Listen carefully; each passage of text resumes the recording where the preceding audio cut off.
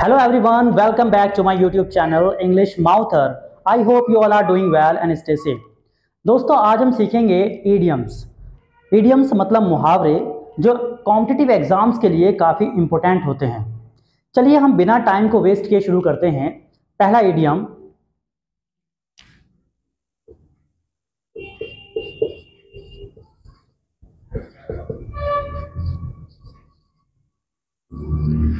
Apple of discord. Apple of discord का मतलब होता है झगड़े की वजह, मतलब अ रीजन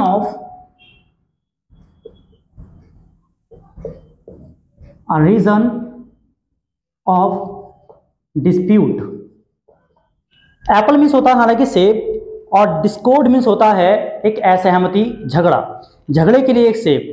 हालांकि इसके पीछे एक खास स्टोरी भी है, बट वो स्टोरी मैं आपको नहीं बताऊंगा। इतना ही समझ लीजिए, एप्पल ऑफ डिस्कॉर्ड यानी झगड़े की वजह। बहुत सारी चीजें ऐसी होती हैं झगड़े की वजह होती हैं।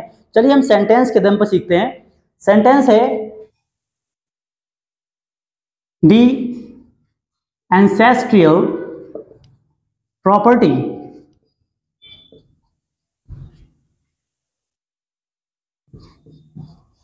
becomes an apple of discord। मैंने यहां पे एग्जाम्पल दिया है कि the ancestral property becomes an apple of discord, मतलब जो पूर्वजों के द्वारा जो संपत्ति होती है वो बन जाती है एन एप्पल ऑफ डिस्कॉर्ड, मतलब झगड़े की वजह, खासकर अमॉन्ग थ्री ब्रदर्स, तीन भाइयों के बीच में। जिस तरह से ये खास एक एग्जाम्पल और भी है, जैसे हम बोल सकते हैं Kashmir is an apple of Discord between India and Pakistan.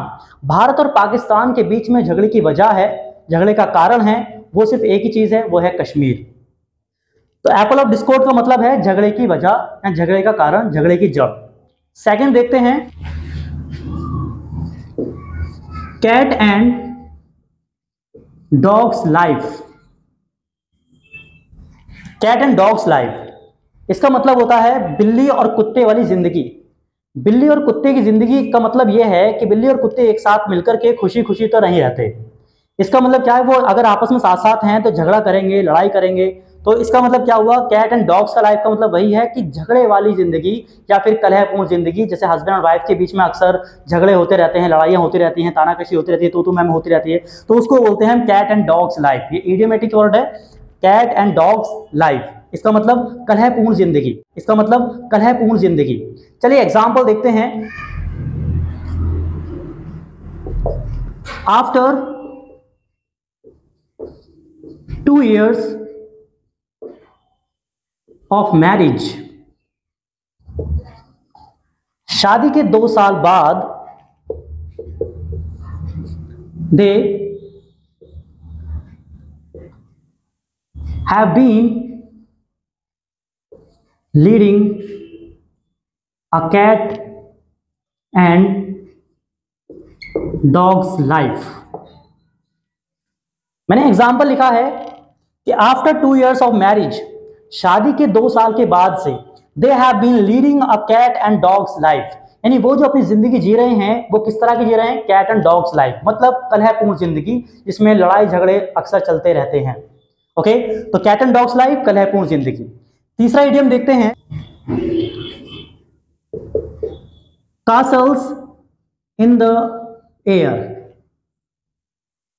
Castles in the air, castles का मतलब होता है किले, यानी फोर्ट भी कह सकते हैं, किले।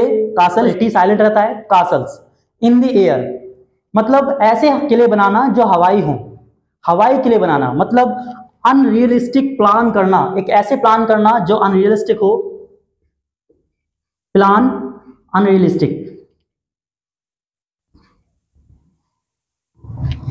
ऐसी योजनाएं बनाना जिनका सिर ना पैर, केवल एक काल्पनिक बातें करना, डे ड्रीम करना, तो उसको बोलते हैं हम कासल्स इन द एयर।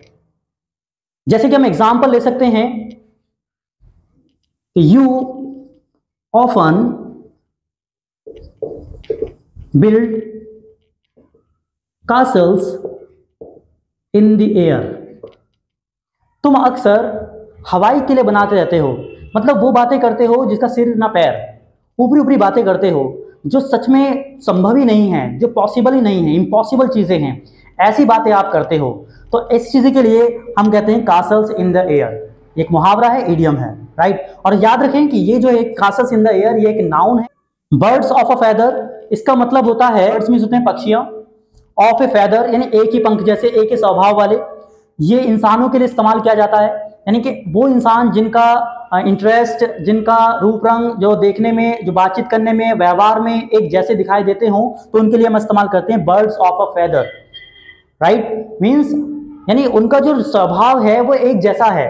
जैसे मैं ये कह सकता हूं कि she and my mother are birds of a feather, यानी वह और मेरी मम्मी दोनों का स्वभाव एक जैसा है, दोनों का लुक, दोनों जो ना अलाइक हैं, बिल्कुल एक जैसी हैं, ओके। जैसे these two boys are birds of a feather, बहुत ही पॉपुलर है और एग्जाम में भी काफी पूछे जाते हैं इस तरह के। These two boys are birds of a feather, यानी ये जो दो लड़के हैं ये किस तरह के बर्ड्स ऑफ अ फैदर हैं, यानी इनका जो नेचर है, उनका जो व्यवहार है वो बिल्कुल एक जैसा है, सेम सेम है। तो इसके लिए हम इस्तेमाल कर रहे हैं birds of a feather, right. Next चलते हैं, इडियम है फिश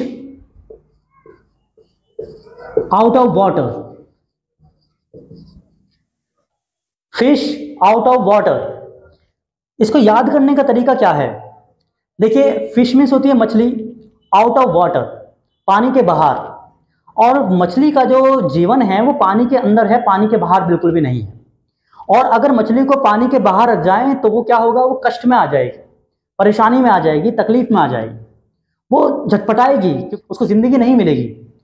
तो fish out of the water या फिश आउट ऑफ वाटर, इसका मतलब है कि ऐसी सिचुएशंस जो बहुत ही कष्टदायक हो, कष्टदायक सिचुएशन को हम बोलेंगे फिश आउट ऑफ वाटर।